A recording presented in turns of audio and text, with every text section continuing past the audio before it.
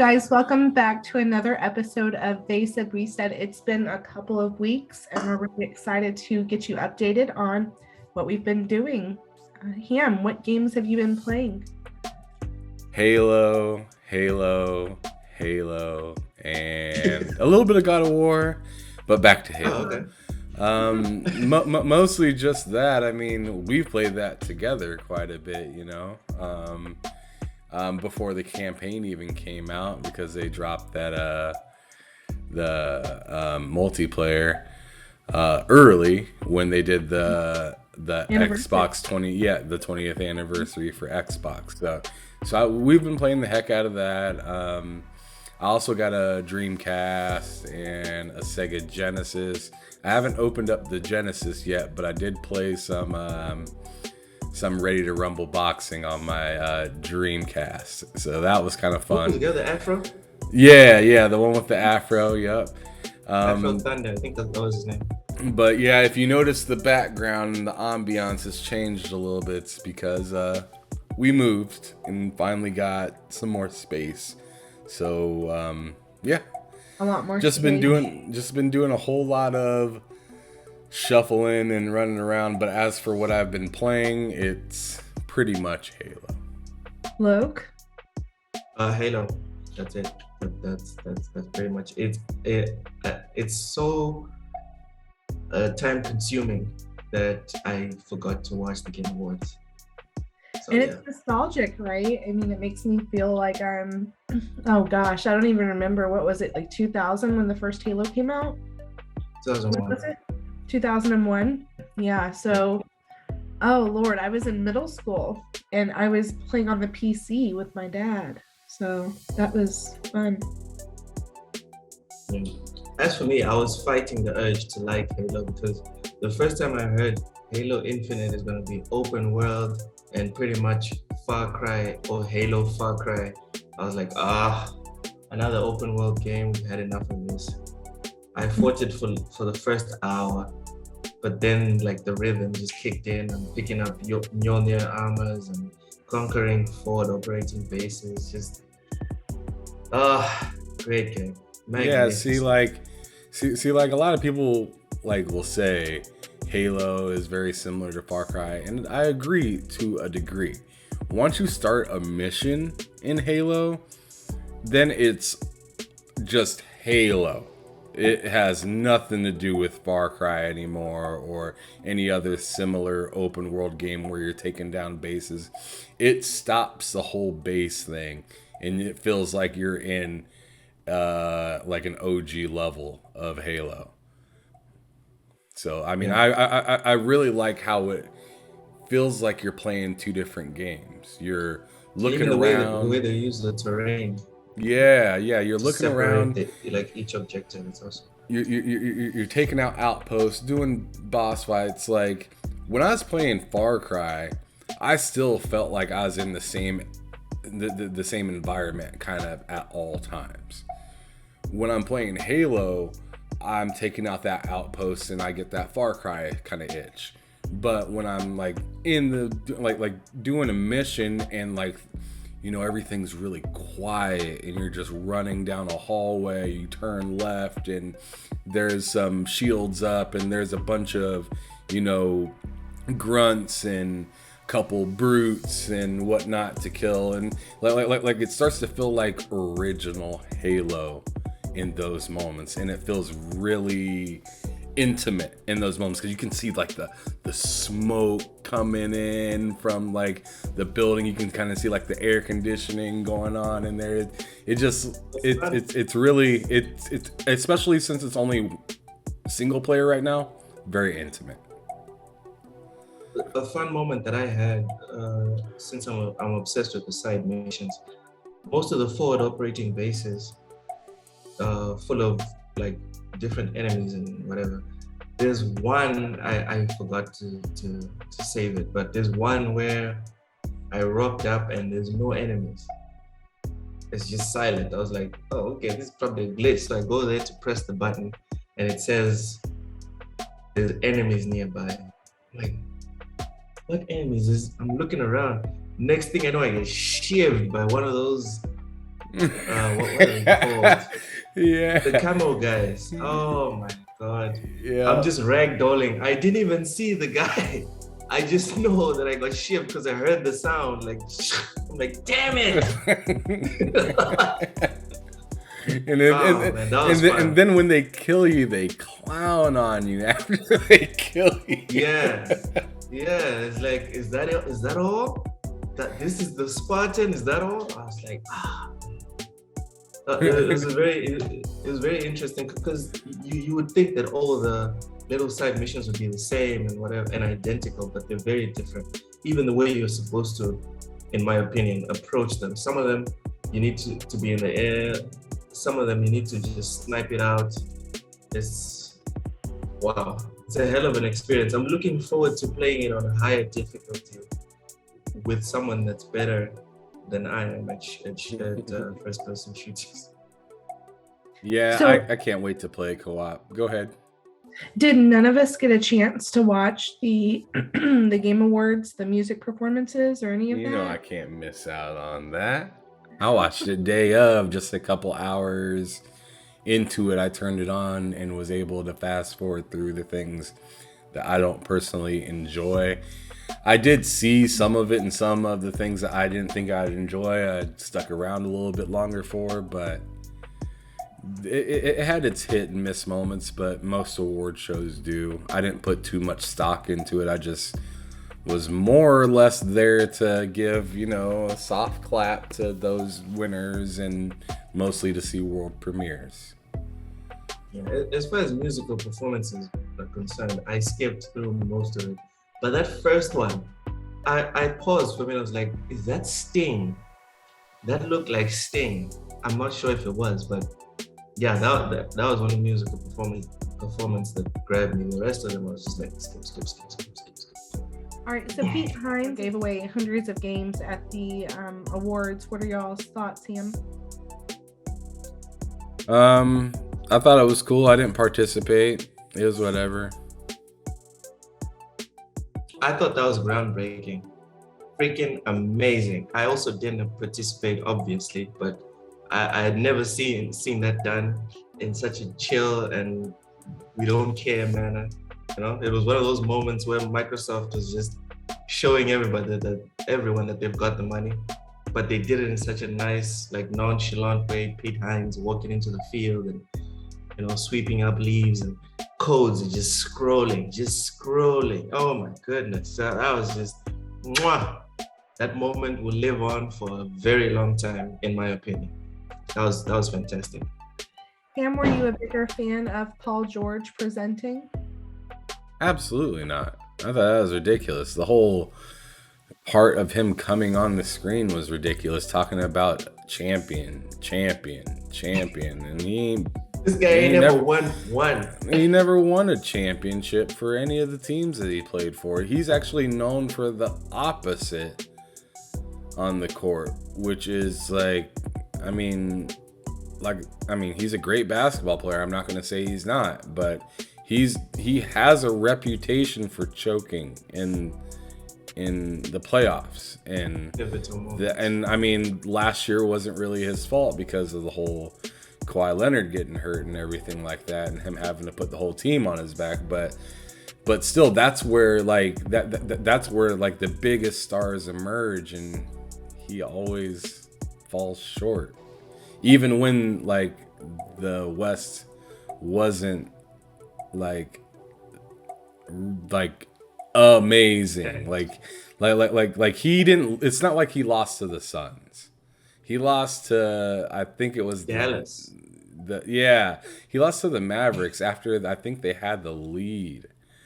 So, to see him come out talking about champions and then to see him present, I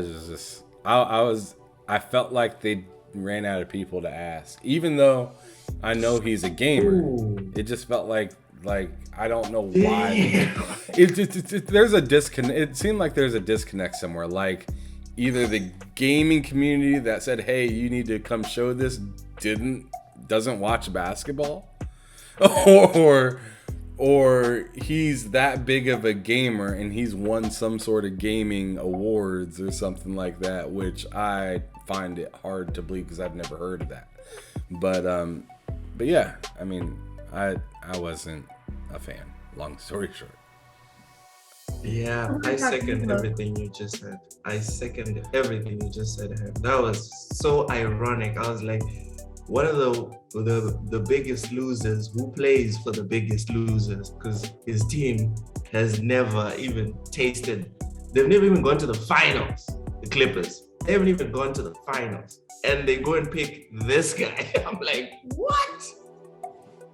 Obviously, the reason he was chosen is because he owns this company that has links to gaming and AMD graphics cards, etc., etc. That's why I think he was chosen to go and present and whatever. But in terms of like championships, anyone that plays NBA 2K knows that this guy is so far removed from being a champion. It's embarrassing. Yeah. So yeah. I mean, yeah. Okay. It just wasn't. It was just unnecessary, and I felt like whoever gave him the dialogue to read, I felt like because you know he didn't write that. You know he didn't. 99.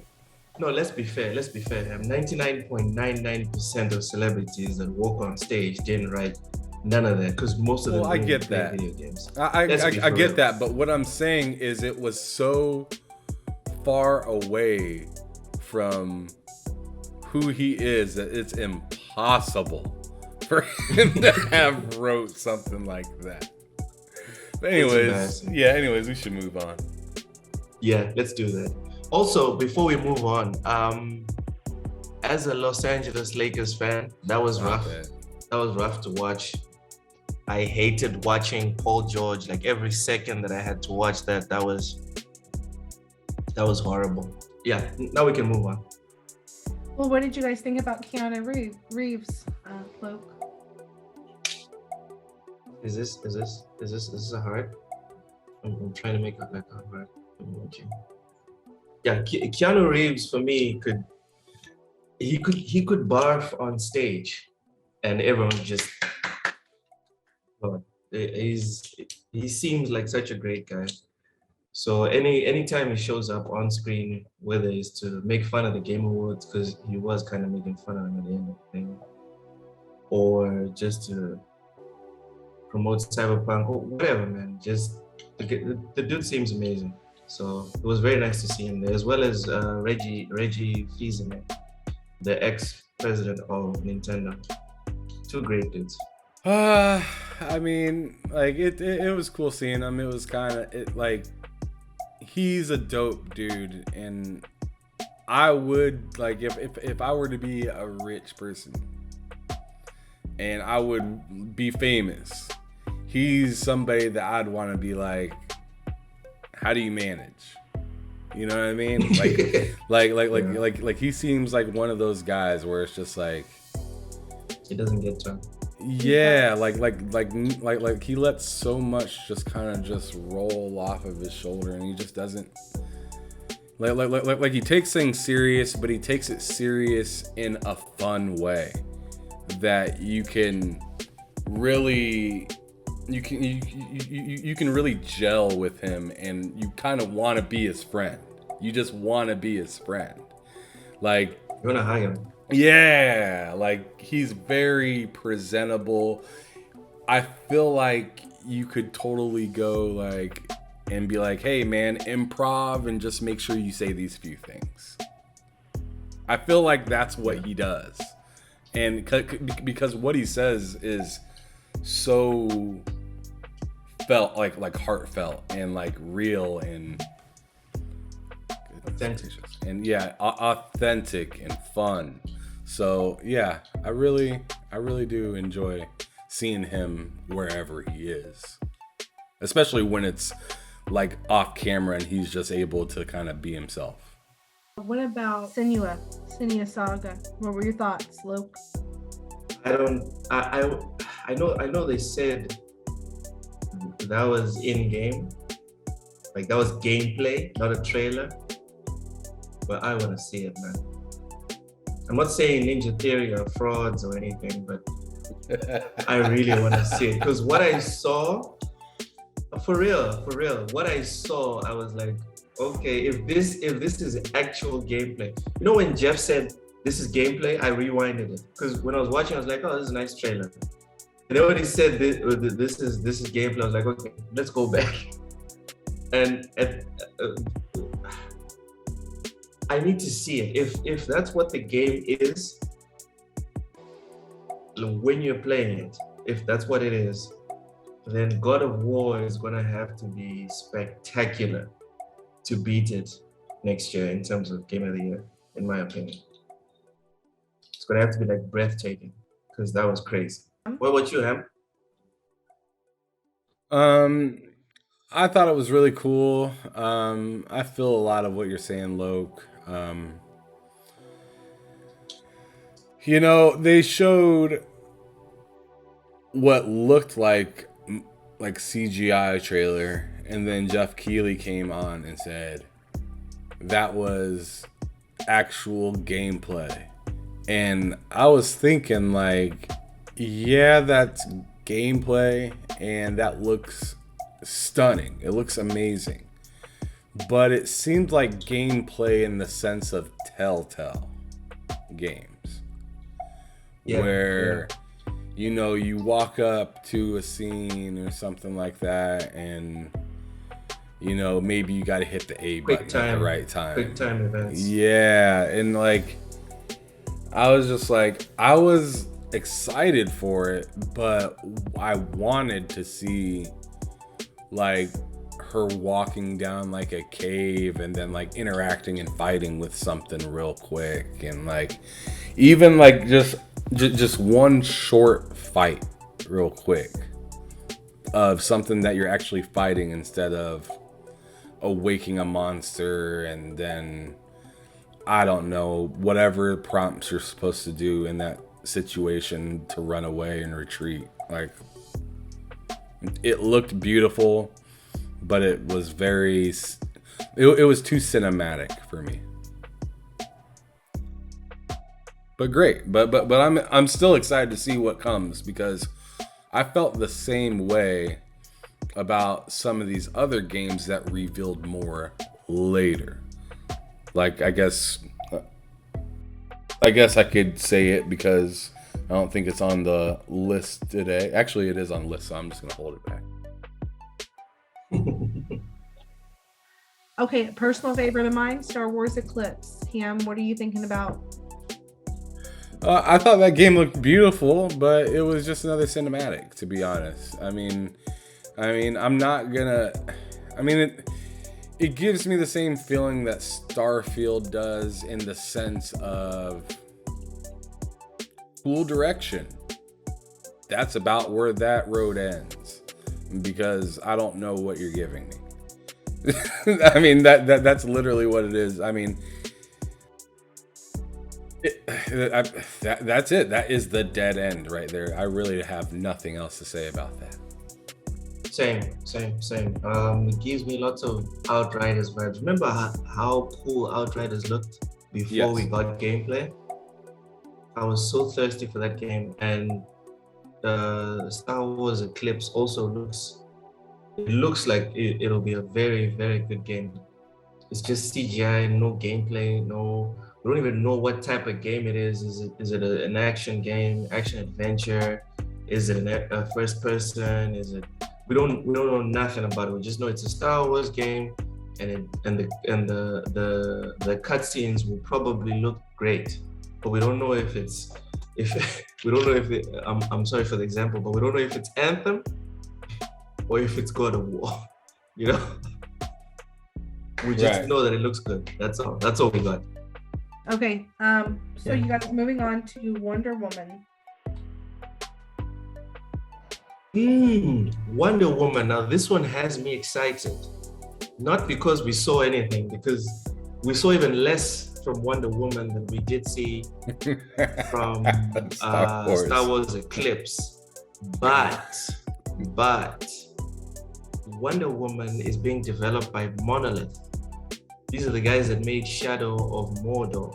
the two games, Shadow of Mordor and Shadow of War. So I'm excited about the combat. I think it's going to be fun with her sword, shield, and the whip thingy. But I'm just worried about the monetization, because if we're going by what they did before, Monolith, I don't know if I'm gonna get Shadow of Mordor or Shadow of War. Shadow of Mordor, complete game, celebrated by everyone, awesome experience. Shadow of War is that, but crammed with tons of microtransactions. So I'm like, it's probably not gonna end well. So I don't know if they're gonna lean towards making bank or making a very, very good action game. That's where I'm at with Wonder Woman. Ham, what do you think about Wonder Woman at the Game Awards? I thought it was short and sweet, just like this answer. Okay.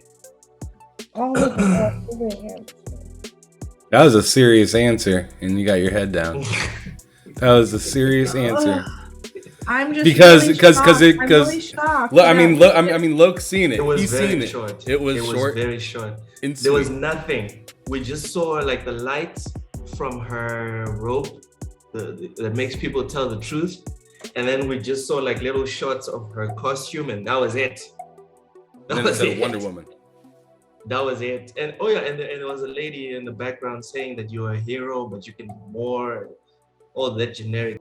There was nothing in it. That's why in my reply I was talking about the developer, because we saw nothing. There was nothing. Maybe they didn't want to be too provocative. So they Alan Wake some thigh. So yeah. No, the provocative was the whole point. Provocative was the whole point. They didn't want to reveal anything that might get, excuse my language, but shit on from the start. So they just showed some thigh and called it a day. Oh yeah, I saw some thigh. I was like, wait, they're not gonna give her like baggy pants. They're gonna show some thigh in this game. Oh man. Yeah, they just wanted you to stop the bus, open the door, just for her to say, "Nah, I don't need a ride today, bro." And so you gotta drive off. Pretty much. So you guys moving on, Alan Wake 2. Ham? I'm not. I'm not that jazzed for it, because I mean I understand. What? I understand it's a big game, but it's just not my type of game. So it doesn't have me jumping. Have solo button on this thing. I'm sorry. But do I have to be excited for every big game? No. The hell? I'm not. I don't care about this one. I'm sorry. Did you play the first one? I played it for like an hour and a half, maybe 2 or 3, but like I mean, I'm not that huge into horror games. It's not really a horror. Come on. Alan Wake is like a thriller. It's not a horror. Thriller, spook, horror, whatever. Such a thing.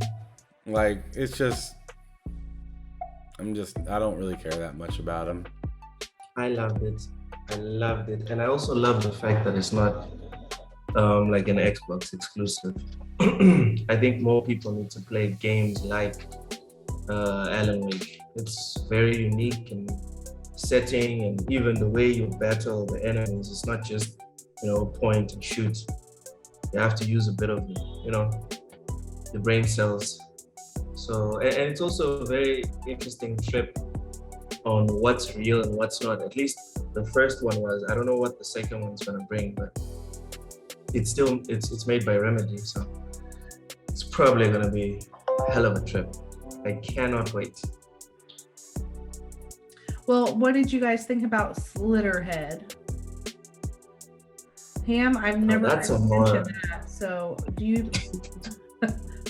I have no feelings about that game.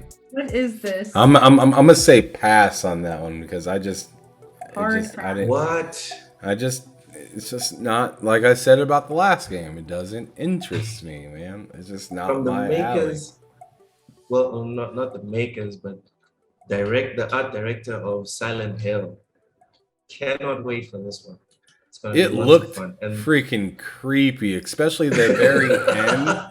The very yes, end with that with woman's the face, lady. It was all out, and then it came and back, then and it became a normal old lady. And she had a little smirk, and then it cut out.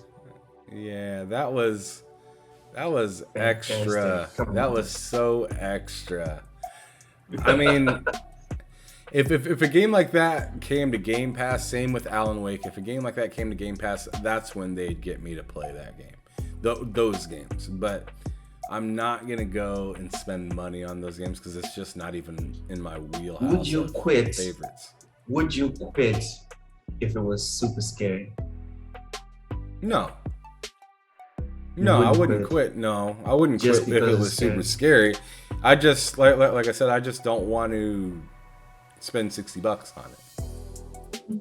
$70 on it. Like, it's just those are not my kind of games. Fair enough. So I can agree with you there. I mean, back in the day that sounds fun, but Cuphead DLC Island, what in the world? Talk about jumping from one end of the spectrum to the other. What were your thoughts on it, Ian? Oh, I so care less about this game. This game has been around for a long time, and it's it's a side scroller. Cool.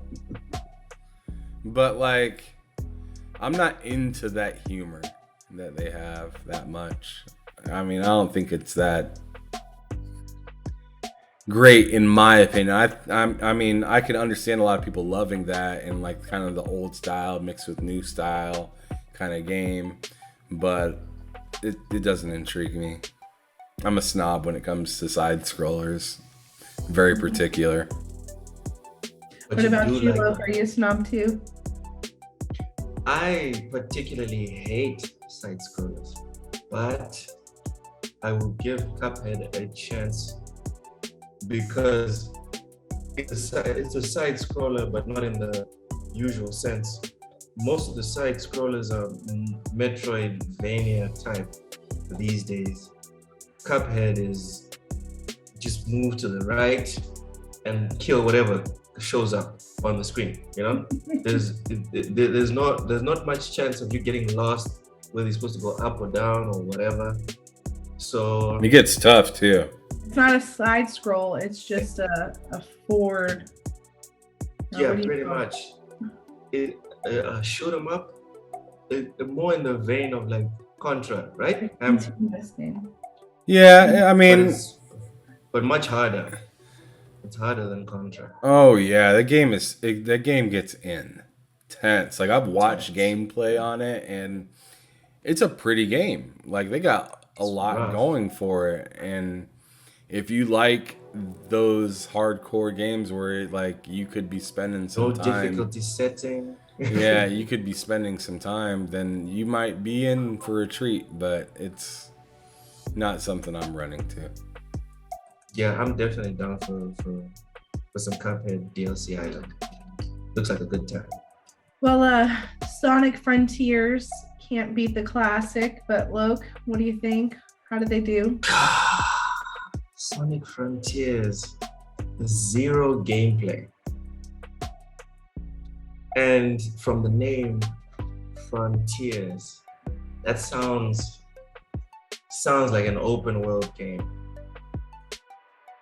I'm not very excited about this one. It looks like a car crash waiting to happen. So yeah, cautiously pessimistic about Sonic Frontiers. I'd say I'm excited for it. I'm actually excited for this game because it gives me Dreamcast vibes. It does. Like, it gives me that OG Sonic Adventures kind of feel. So like, you got that I'm from excited. The CG trailer? Yes. Plug in the Sega. I mean, it's just good. Like, I really enjoyed Sonic Adventures, and that's what I got that from the CG trailer. Just because like you said, it seems like open world-ish, maybe. Sonic Adventures wasn't open world, but like it did feel big. It did feel like you were going through streets and something like that in that game when you're running in the sand and everything like that. Like, I really enjoyed Sonic Adventures. So yeah, long story short, I am very excited to see what they have in store for Sonic this time, because Sonic got a lot of shade after, you know, this last drop of what was the last Sonic game? Sonic, dang, I can't remember right off the top of my head. For me, but I remember it came out on Switch and it was rough. It was rough. The issue for me with Sonic is the same issue you get with Green Lantern, The Flash, Superman, all these overpowered characters, especially if you put them in an open world setting. I think that the biggest challenge with these type of characters is translating their abilities into whatever open world that you put them in. Sonic will either be too fast or too slow in this setting, because the stage has to allow the player to be able to like direct Sonic to wherever he's going. But Sonic is like super fast, so the only way you're not going to have situations where people are constantly passing the objective or constantly passing their destination. Man, I do that in Forza all the time. It's no problem. But Forza, it's a Lamborghini. It's not Sonic, you know? Almost time bending with speed Sonic. You know what I mean? Got it. So it's just, for me, I think Sonic and characters like Superman and Flash and whatever, I think they work in very specific situations where the developer is literally holding your hand. They don't work well in an open setting where the developer's like, here's a sandbox, go and have fun. What's going to happen is the character is going to get scaled back, and whoever is getting in with who's like fully invested in this character is going to be very disappointed. That's my concern. No, I see where you're going. I totally see where you're going, but I feel like if it was structured kind of like a Scarlet Nexus, where they got big levels, but they got a bunch of them, where it's like not just a bunch of sub levels, that it would be really functional and really fun. I feel like Sonic's always kind of been about sub levels and stuff like that. At least the good ones have always kind of been. I remember when they made Sonic 3D, if you ever played that one for like the original Sega Genesis, that was kind of rough, because that was their first, idea of Sonic being three-dimensional and going, all different directions and stuff like that. That was a little rough because it felt open world-ish. I mean, it still had levels. It still had the sub-level kind of thing, but it felt like kind of like not enough room sometimes. Yeah, where like Sonic I'd be, was clunky he was very clunky and he wasn't very fast. But every time you went to speed up and do something, you bump into something all the freaking time in that game. And so I hear you on the aspect of, please don't make it open world where you're just like walking into a bunch of stuff or overpassing your objective or mission or whatnot. But I definitely think that there is an ability to make a bunch of sub levels and just make sure that there's enough time, but I can still move quickly. I think that is a really hard balance, because that's asking the developer to put a lot into this game, because you're essentially making every single level a sprint race. Well, moving on, you guys, Suicide Squad, Loke, what are your thoughts, opinions? Suicide Squad. I got a lot of Guardians of the Galaxy vibes. from the Facts. the little quips and the team battles that they showed in the CGI trailer, because it wasn't real gameplay. It didn't look like gameplay. It looked like a lot of like cuts from gameplay, but it wasn't actual gameplay where you like with the proper angle that the player would get from playing. It's like what Ham said from Senua's Sacrifice. It didn't look like gameplay. We still need to see a lot from them, and yeah, it looks interesting. I'm not sure I'm very like intrigued to the point where I'm like, yeah, day one for me, no. But eventually, it'll definitely get in the backlog. It looks like a good game. Yeah. All right, so yeah, for me, I flat out thought the game looked fantastic. It totally gave me. See, I don't want to make the same mistake I made last time with Guardians of the Galaxy.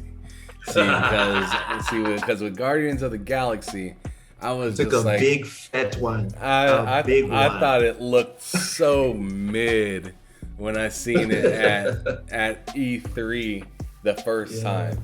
And then it came out, I think, again in the Summer Game Fest. I think it came out again on Summer Game Fest as well. And at that point, I was just like, it looks like it could be good, but I don't trust them because of Square Enix and Crystal Dynamics. So like I totally had like my guard all the way up. Like if you could have your guard up to 100, think of me running into an overshield.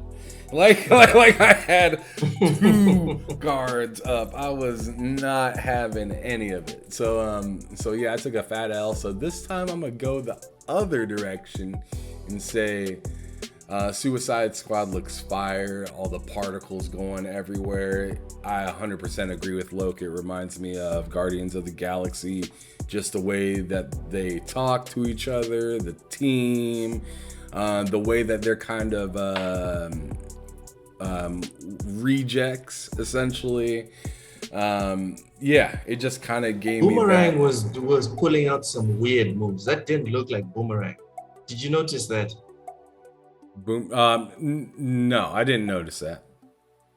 He was pulling out some stuff I've never seen. Not even in the comics. It's the way they use the Flash in that game made it really interesting, because they hated the Flash and I loved it because I love the Flash.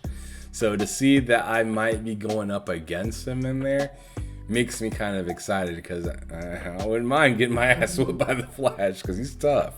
But it'd be cool to see how you can disarm somebody of that caliber. So I'm interested in seeing what that game brings. Probably gonna nerf the crap out of him, because the Flash. Come on, this guy controls time. Come on. Facts. So, did you guys also like Warhammer? Sorry. Before you move on, I didn't say it because I thought Ham would. At the end of the Suicide Squad trailer, it seems like it's only next gen. They only showed like the logos for PS5, Series X, and PC. It still hasn't been confirmed officially by the publisher, but it looks like this might be the first next gen only AAA game. So that's also pretty exciting. Well, I mean, there are a few other next gen only games like Ratchet and Clank. I said AAA. Okay, fair enough. Yeah, and multi-plat. So yeah, it's exciting. I'm really excited to see what they can like draw out of them systems. I'll be tired of these cross-gen games. I'll be even more excited when Xbox on their own releases a game that's Series S and X and PC only. I can't wait for that. I believe Hellblade is that. Is it? I believe it is. No. Ain't no way. it Hang is. on. Give me a minute. Hellblade Saga. Let me see. Is this exclusive? Oh my God, you're right. Senua Sacrifice is exclusive to Series X and S. Oh my goodness. Yes. Oh, that's Yeah. gonna be fun. I got the power. Anyways, Kelela, let's keep it moving. Moving on to Warhammer Space Marine 2. Day one. I'm getting this game. I love the way it looks. It feels to me like Gears of War when it was still Gears of War. Like for me, it's Gears of War 1, 2, and 3, and now Warhammer Space Marines 2. For me, Gears of War 4 and 5 were just ugh.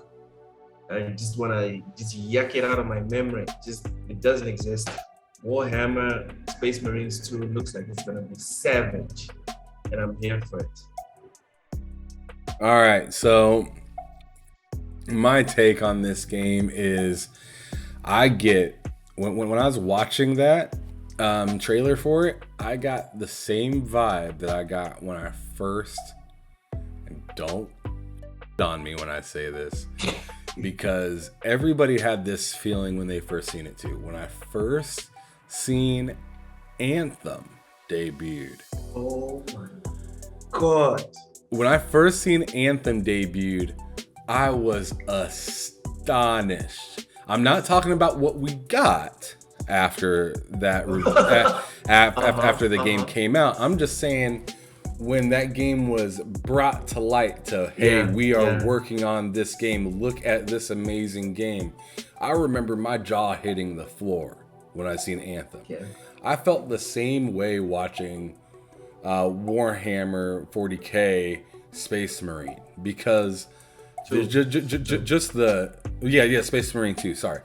Just the texture, everything was super smooth. The soldier the soldier was just in complete distraught. He was just like, what do I do? This guy over here is murdering all of us.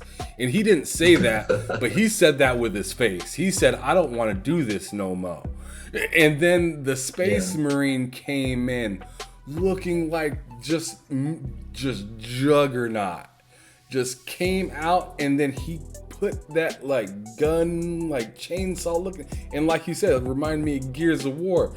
He shoved that thing in that dude and started cutting him down. Grabbed his head and just.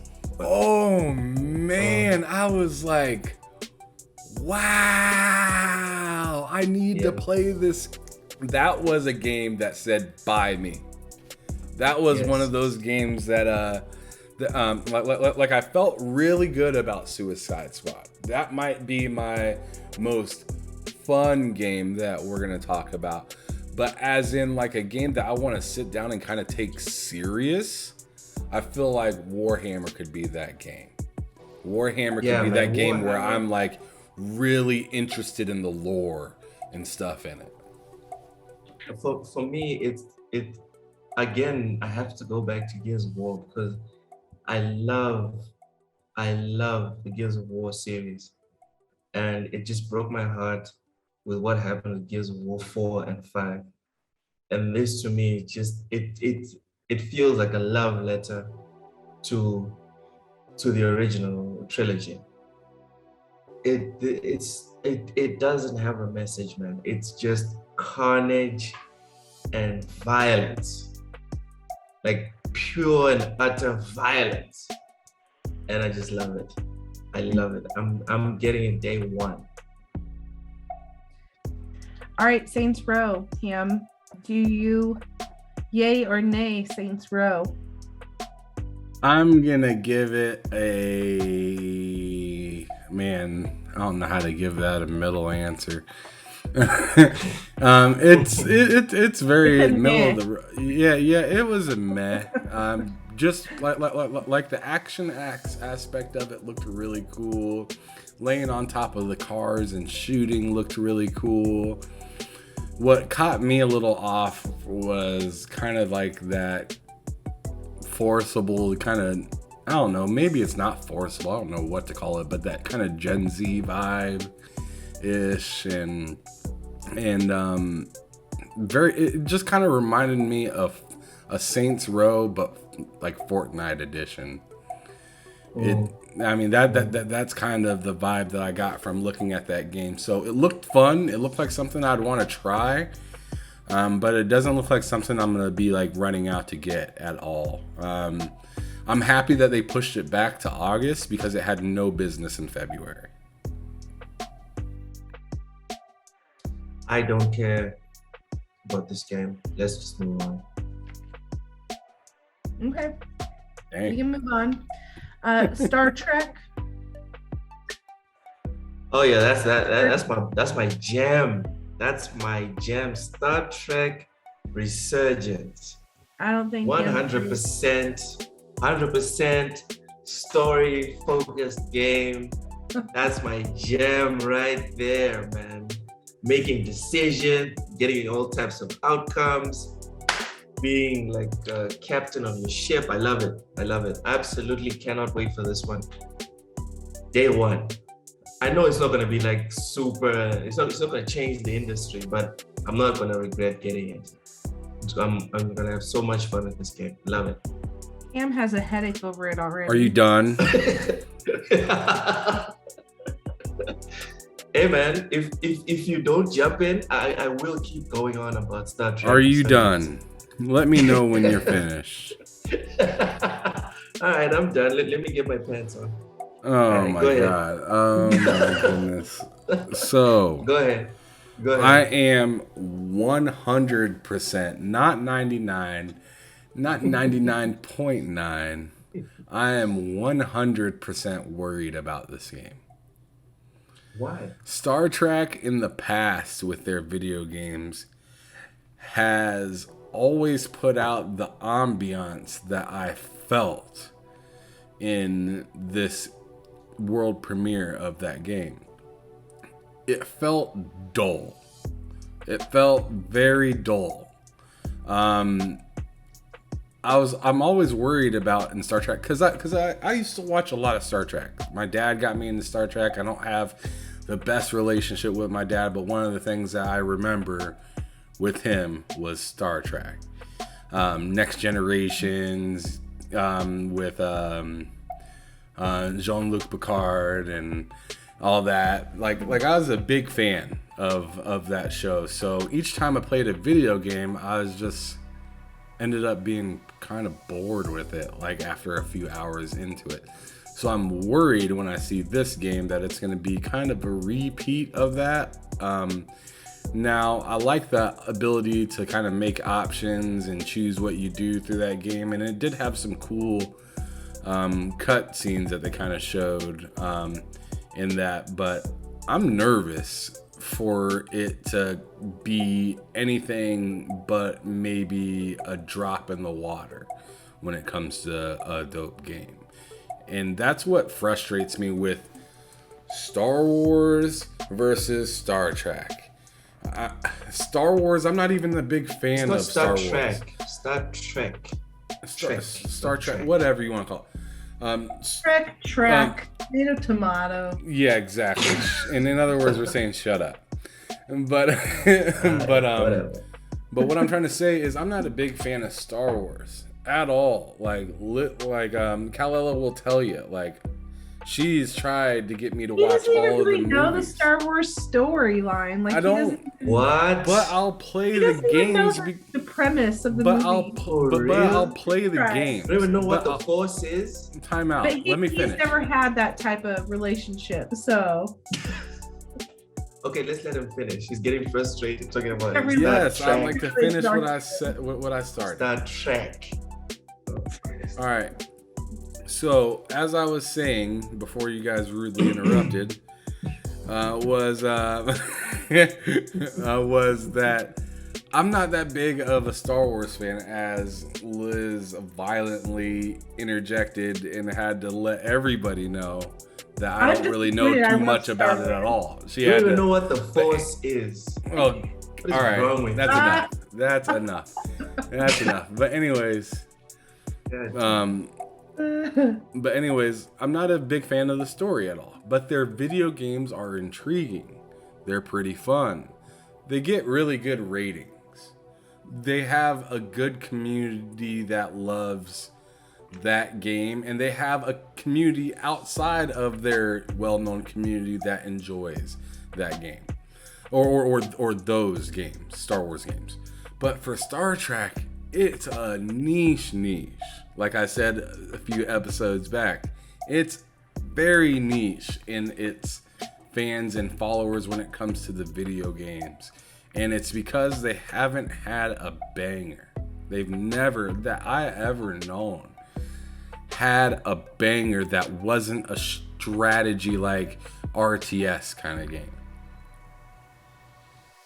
Okay, so for me, I disagree on 2 points with you. First, a good game is a good game. It doesn't matter what the IP is behind it.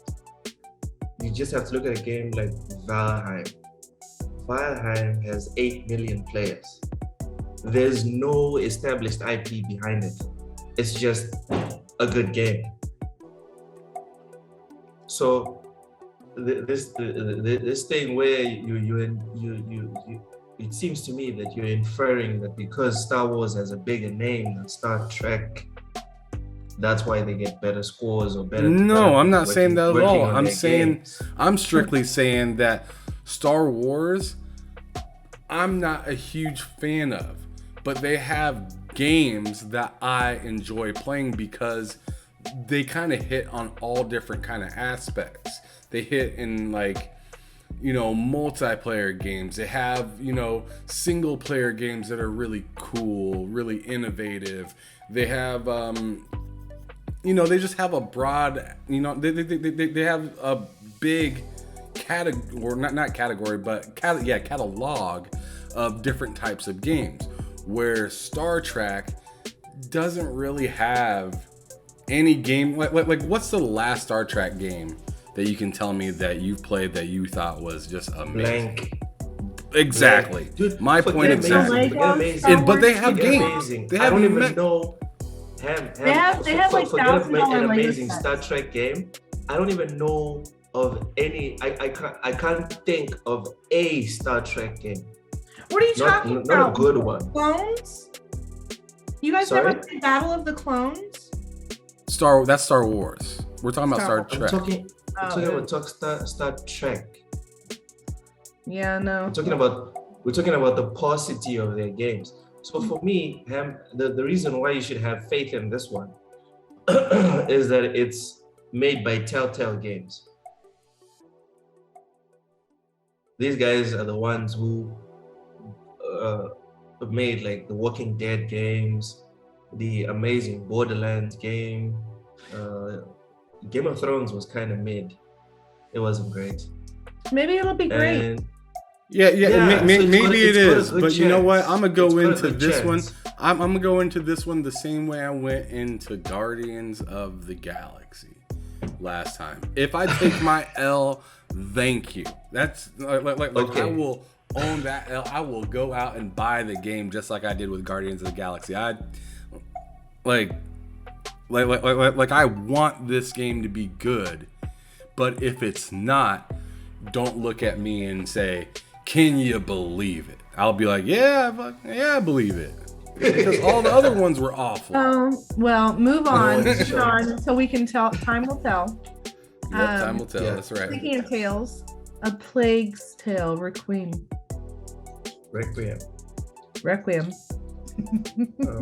A Plague's Tale, Requiem. You want to go first? Oh, okay, I'll go first. Yeah, I'll go first. I thought it looked amazing.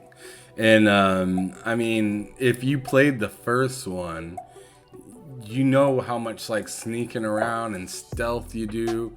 there's not as much fighting in that first one. There's a lot of like stealth where you're like using like slingshot and stuff like that. It feels like I seen an old girl walking around with a crossbow though in this new one, and I was just like, okay, like we got some munitions. We got some munitions. Like I'm excited to see where this goes, and I'm really interested to see what happened to the little brother, because you seem to be without him for part of the time in the game where you're walking around with, you know, a light again. And I'm just like, I wonder what happened in the story for her to be out here, because remember in the first one, he controlled all the rats. He controlled them. So why is she getting attacked by the end? By the end. Right. So I'm curious why she's getting attacked by him. So it looks like they have a really good segue into the next story, which looks really interesting. And then on top of it, the graphical standpoint just looks, I mean, if you played the first one, you already know it's amazing in the first one. So the second one's only going to be better. So yes, I am very excited for it. And I believe this comes into Game Pass as well, if I'm right. Yeah, they made a point of putting Game Pass right under the Xbox Series X logo. They made a point to do that. As far as this game's concerned, I second everything you just said. If it's half as good as the first one, if it's half as good as that one, it'll be a good game. Well, what about still sounds annoying. Even the way he says Amicia, it irritates me. I mean, that kid just drove me up a wall the whole first game. Like Atreus, yeah. I was kind of Atreus is not on the level of Hugo. Hugo is just nails on a chalkboard. No, I think the other way around, bro. But continue. I didn't get to see enough, but from the few seconds I saw and heard, it seems like there hasn't been much character development on Hugo's side. He's still a whiny little runt, and I'm not looking forward to babying him through another adventure. But oh well, what can you do? Too bad he didn't grow up. But what about Dying Light 2, Him? Is that one on your agenda? Yes. That game looks so good. That trailer to that looked ruthless. That was mean. Yeah, it was just a CG trailer. Yeah. Oh yeah, I mean, I get that. I still want to see a little bit more of that game, because I just really want to see more of what it is, or how the because they say you play throughout that game and the world kind of transforms depending on the decisions that you make. So I really want to see like some sort of transformation in a direction with one of the paths, because I feel like it'd kind of stink to not know anything about any of the paths until you play it, which I mean is its own excitement alone. I mean, figuring it out for yourself is exciting, but at the same time, I kind of want to know the possibilities. I don't want to know how to get there. I just want to know the possibilities. So I'm just kind of curious with that, but all that parkour and all the real-time work that they put into that game has me excited, because they really care about that game. I'm not super excited about this one. For me, parkour and first person don't really mesh well. It's weird. It is weird. The only one that has really worked for me is Mirror's Edge and its sequel. Those are the only ones that have really worked for me. Dying Light, the first one, made me nauseous. and I couldn't keep going. So I'm gonna hold off on this one. I don't know That's what fair. they need to do to make it less barf inducing, but for me, it's just something off about Dying Light for me. Well, keep in mind, I believe that first one was in 30 FPS. So I think maybe a frame rate boost, having it be smooth on 60 FPS. Because I feel the same way with Quantum Break. Quantum Break is a fantastic game. But with all the particles going everywhere, it's ahead of its time. Yeah, but yeah, exactly. With all the particles going everywhere and everything happening and all the quick movements that you got to make, that motion blur for me was nauseating. It gave me a headache multiple times trying to play through it. And I got the same thing with Hellblade, Senua, Saga. Really? Like I got that same thing there until the FPS boost came out, and then they did a Series S and X upgrade, and then I clocked it right then and there because I was this game, like it doesn't make me sick anymore. So maybe I usually so you know what? I don't dive in first and then tell me, like if you feel sick during Dying Light 2, and then fair enough. Yeah, I can do that because I am a little sensitive when it comes to like frame rates and whatnot. Like anything above like 50, I'm fine. But like in most games, 30 is even fine, to be honest. But when there's a lot happening and there's a lot of like stuttering and stuff like that, and like there's kind of a grainy look when I'm moving the screen, it does something to my eyes, and I either get a headache or I get a really bad stomach ache. I don't know what it is. Yeah. So this next game, is it really Crossfire, like the original board game Crossfire? Crossfire! Yeah, that's what I was thinking. Crossfire! Absolutely not. Stop singing, Ham. Crossfire! I will mute you. That was the game. That was my jam. Was it? Yeah. No, this game is finally being revealed after being talked about for a long time, and it is a really good looking game. Am I jumping out of my chair for it? Not yet. I am for one reason. Why? For one reason. Please. Remedy is working on the story. And apparently that's good. This is the campaign. This is the campaign that's going to fill the bellies of all those people that have been frustrated with Call of Duty's 15 minutes and then multiplayer cycle. This is going to be a first-person shooter with a proper, meaty campaign, according to what's been said before. So I'm super, super psyched for this one. Yeah, I was talking about particle effects. That game is a particle effect waiting to happen. Like everything's just like if you love explosions, this is the game right here, because it's gonna be boom, boom, boom. You're gonna be getting probably killed by shrapnel. like you're gonna want to like maybe take your time going into rooms because you might walk across the mine or something. I don't know what's going on in that game, but it's like freaking Battlefield, but campaign, but with a multiplayer feel constantly of just explosions, and oh my god, what am I doing? Like that's the look that I got. Campaign together as well. What's that?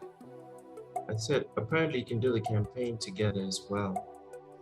Man, I'm really hoping that this, I'm hoping this gives me that feeling that I got when I played Modern Warfare 2 and 3, because those were the best two Call of Duties for me personally. I know Black Ops was really good, the original Black Ops and Black Ops 2, but I was a massive fan of Modern Warfare 2 and 3 just for the fact of being able to play together with somebody else was like relevant, whether you were playing campaign, whether you were playing multiplayer, or if you were just doing like I forget what it's called, but they have like it's not zombies, but it's like rounds. It's like Horde essentially, but they have juggernauts and dogs and stuff like that come round after round, and you upgrade and pay for new weapons and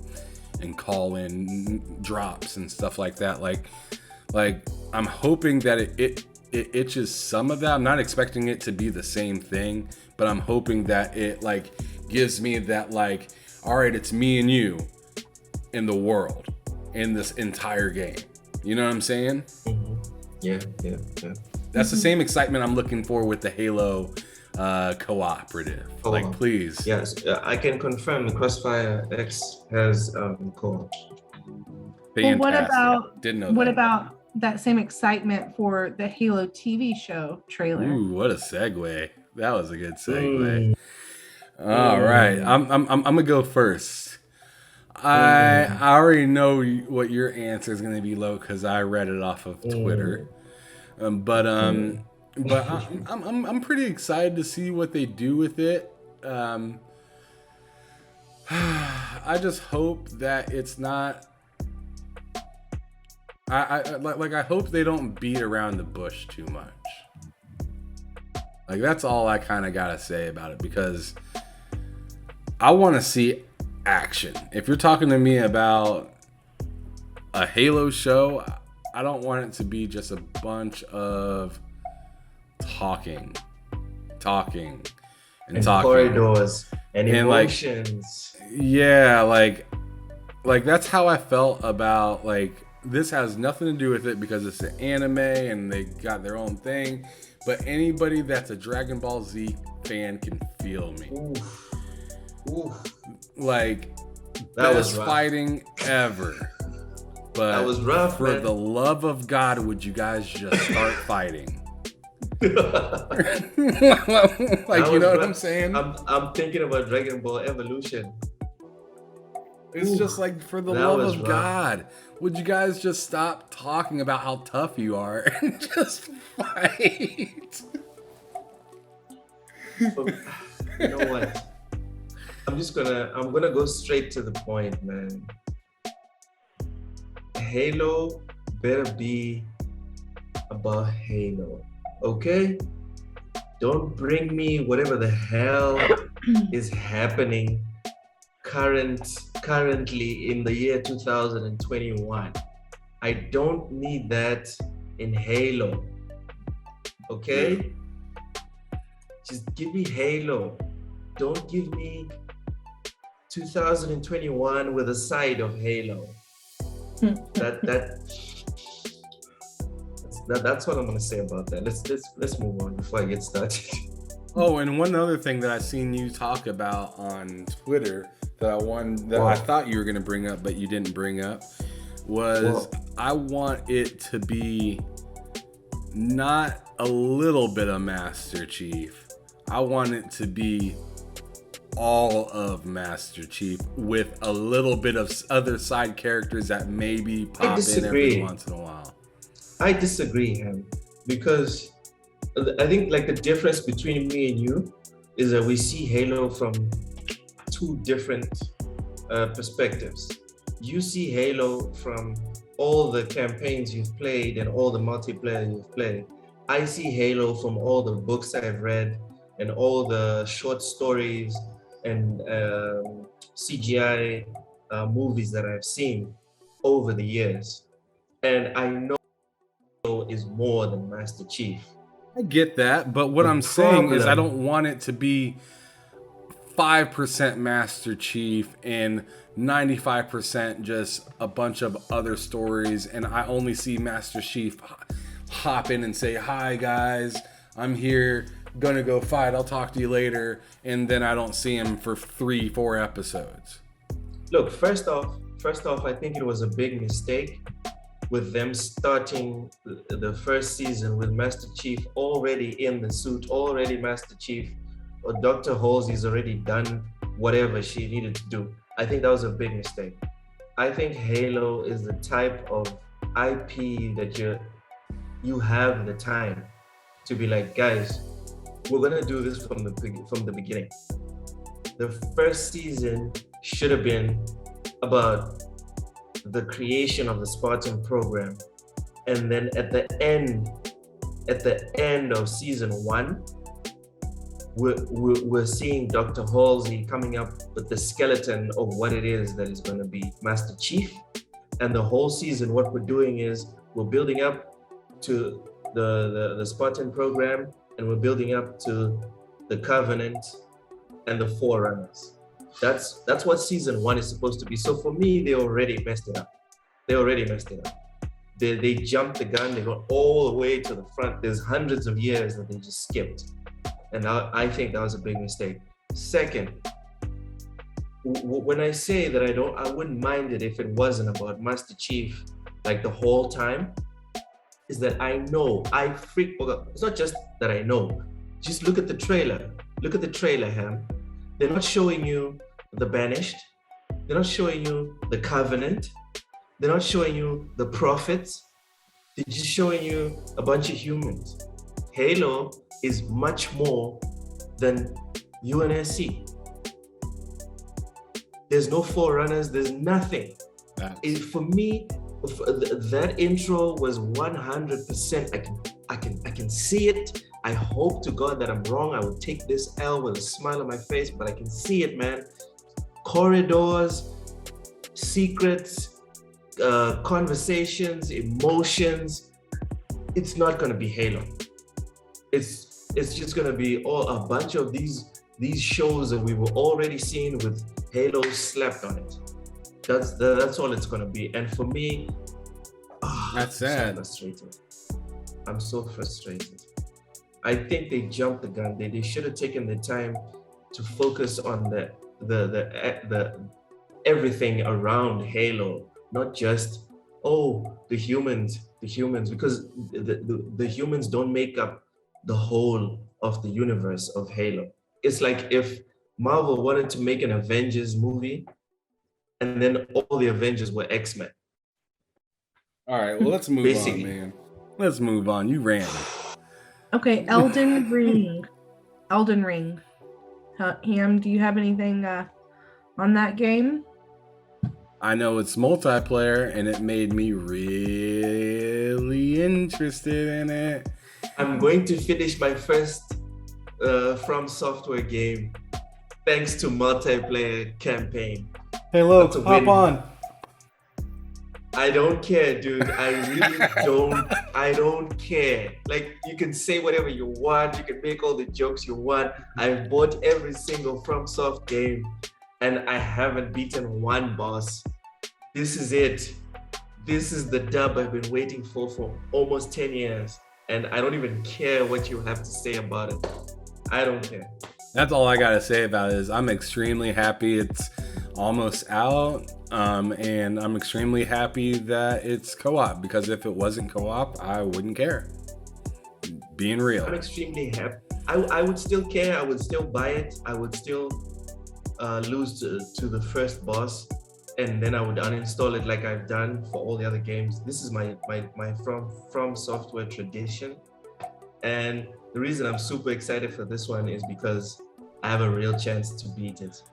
Yeah, so, shout out to Ashes Gaming for letting me know that that's a co-op game, because I was like, man, this game looks cool. This game looks like a day one, but one player, cringe. And then he's like, dude, it's not one player. This is co-op. And I was like, sign me up. Done. Anyways. Moving on to Arkwriter. Getting down to the end here, guys. Loke, what do you have to say about Arkwriter and in that game? Another co-op game. It looks good. It looked like a CGI mixed with gameplay, and if that was gameplay, I'm down for it. All right. Well, I just need to see more. I just didn't feel like they showed off enough for me to be super stoked. They showed off just enough to. Regardless. Yeah, they just kind of spoke on it real quick and just kind of left it out there, like, hey, we're doing stuff. And I was like, cool. And that's about where I stand on it. Anyway. Yep. That's pretty much it. And The Matrix Awakens. Are you guys excited? Looking forward to that. Well, next installment. Well, I actually already got to try it out because it was like that. It was that Unreal Engine 5 demo, and I mean, it was a visual demo. It wasn't anything insanely crazy. The graphics, like, since that's what they're showing off in it, that looked fantastic. That looked unbelievable. Looked really nice. I want to see how they implement Unreal Engine 5 with video games at its peak performance of visual clarity. Because when I was playing Matrix Awakens or whatever, I was playing that, it was like almost like one of those classic video games where it's like, shoot the tire and your aim arrow is locked. And it's locked on the tail. Yeah. So like any like if you want to look to another direction, you're locking on a different tire or locking on a different tire. I wanted the freedom to aim at the tire myself and shoot. Because the way I felt when I was shooting the tire is I felt like I was shooting the bumper. You know what I mean? I felt like it was directing me towards the tire, but not really at the tire. So it felt cheesy. It felt really cheesy. But the actual in-game kind of like cutscene mixed with gameplay was very Senua reveal-ish. Where it's like, I'm kind of playing, but am I really?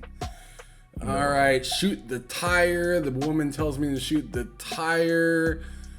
All I really got to do is slap the analog stick, and I don't even have to hold on to it and just keep clicking the right trigger until it blows up the vehicle. It's a tech demo. Exactly. So I mean, so like I said at the beginning, it's mostly just a visual demo. So I'm excited to see at what peak that they can make like the graphics versus gameplay. Because it visually, like I said at the very beginning, it visually looks awesome. I'm just wondering how gameplay is going to come out in the new games coming. Stalker 2 is one of them that's Unreal Engine 5, and that game looks amazing. Yeah. See you in April. Game Pass. Looks very good. Stalker 2 looks amazing. I haven't tried the tech demo yet. It's cool. I just watched it. I just watched the Game Awards, so I'm downloading it as we speak. I just have one question for you. How long is it? Is it like 5 minutes or 20 Yeah, minutes? it's really short. 30? It like so it's like you play like the first like 10 minutes or so, like maybe 5 minutes of like where they have you in the action scene, and then from what I thought, I might be wrong, but I think that's the only mission in the game, and everything else is just looking around. Oh, okay. So basically you've got what, 15 minutes of gameplay. Yeah. The driving is awful in that game. It's really freaking bad. But like you said, But you do drive, right? Yeah. You can drive around the city, look around, and I mean, like I said, it's a visual game. You're mostly just looking around. It's